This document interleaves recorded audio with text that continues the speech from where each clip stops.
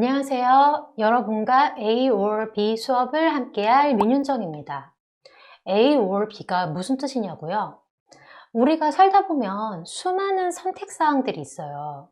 이것들 중에 하나를 선택할 때 좀 더 다양한 시각에서 고민해보자는 의미에서 마련된 수업입니다. 이게 무슨 소리냐고요? 자, 수업을 들어보면 알 수 있습니다.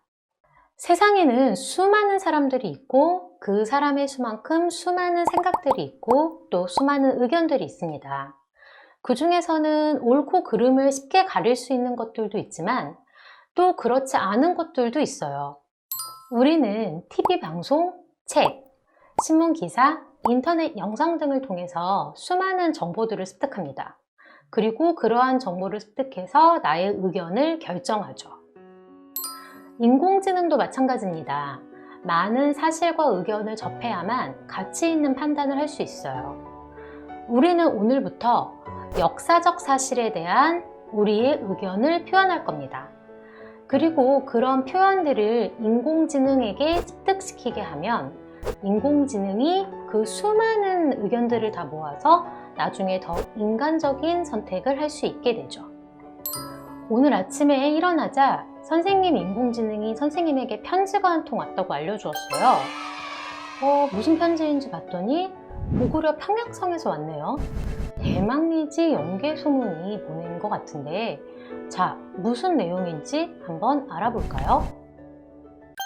안녕 여러분, 난 고구려의 장수 연개소문이라고 해. 여러분이 알다시피 난 666년에 세상을 떠났지. 이 편지가 돌고 돌아 언제쯤 읽히게 될지 모르겠군. 그때쯤이면 김춘추가 얼마나 나쁜 놈인지 세상 사람들이 다 알게 될 거라 믿어. 우리 고구려는 한반도에서 가장 큰 세력을 떨치는 나라였어. 광개토 대왕과 장수왕 덕분에 삼국 중 가장 넓은 영토를 차지하였고 한반도에서 전무후무한 강한 국력을 가진 나라였지. 당나라 놈들이 아무리 잘난 척을 해도 우리 고구려 땅은 빼앗을 수 없었어. 오죽하면 전쟁의 신이라 불리는 당태종도 고구려를 3번이나 쳐들어왔지만 모두 실패하고 그 후유증으로 세상을 떠날 정도였다고. 당연히 백제나 신라는 고구려에게 꼼짝 못했지. 근데 김춘추라는 놈이 당나라와 연합을 하여 백제를 무너뜨리고 우리 고구려가 잠깐 혼란한 틈을 타 고구려를 멸망시켰어.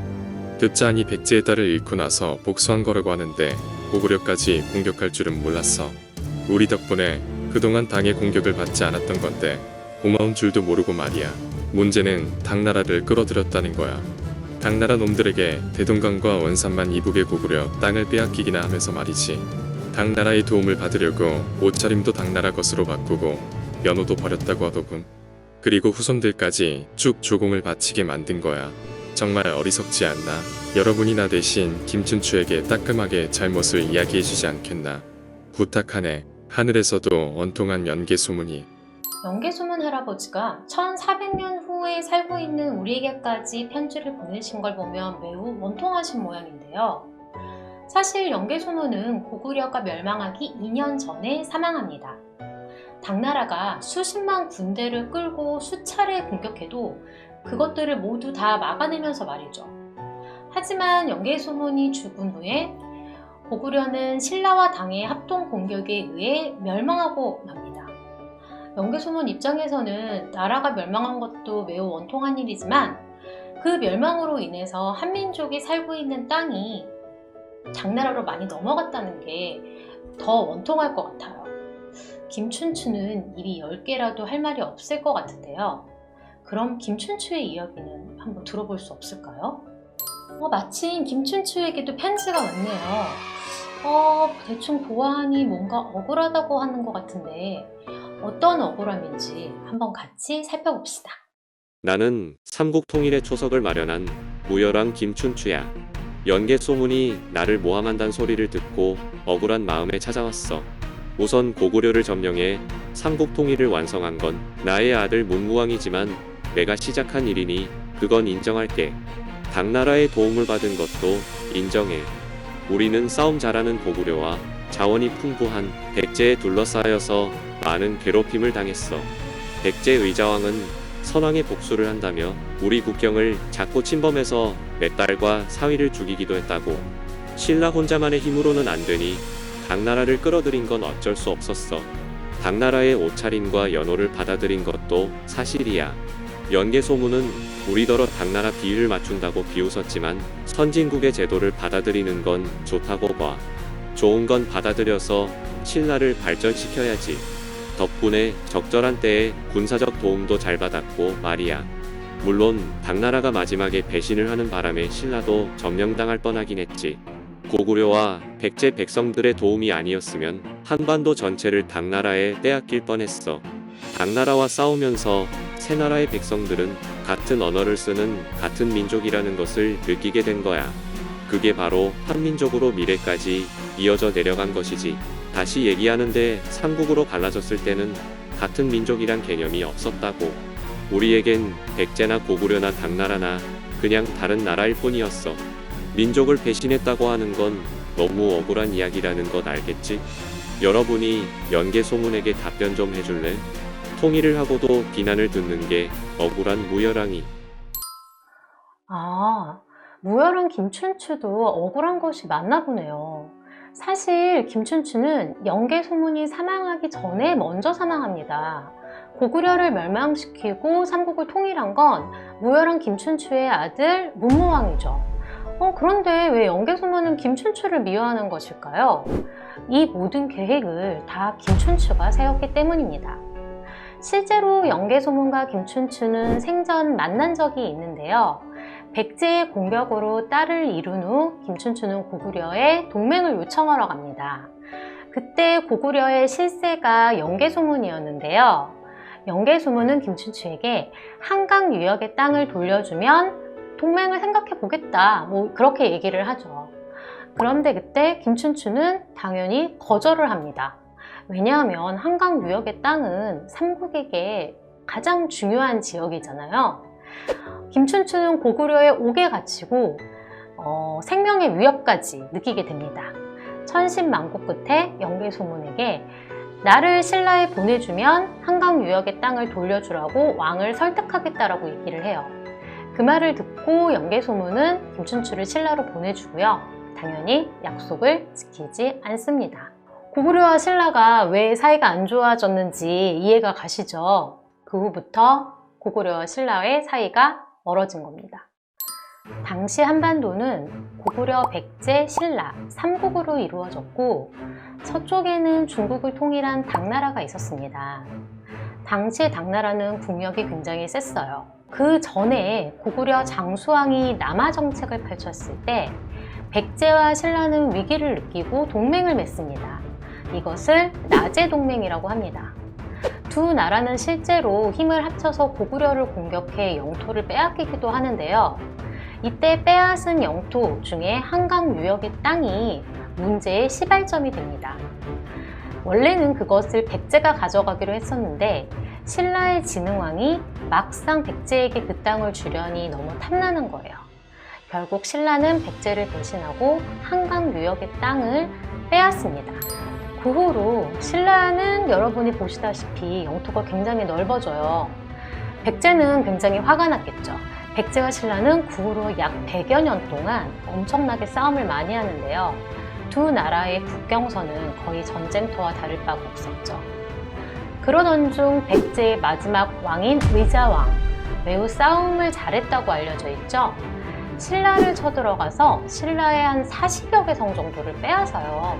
그때 김춘추의 딸이 죽게 됩니다. 김춘추는 너무나 화가 났고 백제를 멸망시켜야겠다는 생각을 하게 되는데요. 그래서 고구려를 찾아가서 연개소문을 만나는 것이죠. 하지만 고구려에게 거절을 당했잖아요. 신라는 당나라로 눈을 돌리고 나당 동맹을 맺게 됩니다. 당나라 입장에서는 고구려를 아무리 침입해도 고구려를 쉽게 허물 수 없었는데 신라가 이렇게 먼저 동맹을 제안해주니 고마울 뿐이었던 거죠. 그래서 신라와 당은 동맹을 맺고 백제를 멸망시키고요. 그 후에 고구려를 멸망시키게 됩니다. 당나라가 서서히 고구려와 백제를 시키는 후 물러났을까요? 아닙니다. 결국 본색을 드러내 신라까지 차지하려고 합니다. 신라는 격렬히 저항하지만 힘에 부쳤는데요. 그때 백제와 고구려에 남겨진 유민들, 신라를 돕게 돼요. 왜냐하면 다른 언어를 쓰는 당나라보단 같은 언어를 쓰는 신라가 더 익숙했기 때문이죠. 이렇게 삼국의 백성들이 힘을 합쳐 당나라를 몰아내고 국경선은 오른쪽에 보이는 대로 정해집니다. 신라는 고구려의 땅 대부분을 거의 당나라에게 넘긴 거죠. 그렇게 당나라의 땅이 넓어지고 신라는 이렇게 통일신라의 국경대로 지내게 되는데요. 나중에 고구려 유민의 아들인 대조영이 발해라는 나라를 건국해서 당나라에게 뺏겼던 그 땅을 다시 찾기는 합니다. 하지만 연개소문 입장에서는 열심히 노력하여 당나라를 다 방어했는데 결국은 신라 때문에 그 땅을 빼앗겼으니 매우 원통했겠죠. 우리나라의 유명한 역사가 신채호 선생님은 그래서 김춘추를 두고 도적을 끌어들여 형제를 배신한 자라고 얘기를 합니다. 왜냐하면 외세를 끌어들여서 민족을 쳤다는 얘기죠. 하지만 김춘추의 입장에서는 또 억울한 게 있다고 해요. 왜냐하면 당시의 상황에서는 다른 언어를 쓰는 당나라나 아니면 같은 언어를 쓰더라도 고구려 백제는 여전히 신라를 호시탐탐 노리고 있었거든요. 백제와 고구려를 멸망시켜야지만 신라의 안전이 도모된다고 믿었습니다. 자, 여러분은 연개소문과 김춘추 누가 더 옳다고 생각하시나요? 우리는 두 인물의 편지를 모두 다 읽어보았고 그 당시의 시대적 상황을 파악했습니다. 인물들에게 편지를 받은 만큼 우리도 답장을 써야 할 텐데요. 두 인물에게 모두 다 쓸 필요는 없고 여러분이 원하시는 한 명을 골라 편지를 쓰면 될 것 같습니다. 누구에게 편지를 쓸지, 어떤 내용의 편지를 쓸지 연습장을 펼쳐서 구상해보면 좋을 것 같아요. 인물의 선택에 공감을 해주어도 좋고 또는 나라면 이렇게 선택했을 것 같아요. 나라면 그렇게 하지 않고 이렇게 했을 것 같아요. 라는 이야기를 해줘도 좋습니다. 다만 모든 이야기에는 근거를 제시해 주어야겠죠. 여러분이 근거를 잘 제시해 주어야 읽는 사람들이 여러분의 생각을 잘 알 수 있으니까요. 자, 이제 편지를 씁시다. 선생님, 그렇게 긴 편지를 어떻게 쓰나요? 걱정하는 학생들도 있을 텐데요.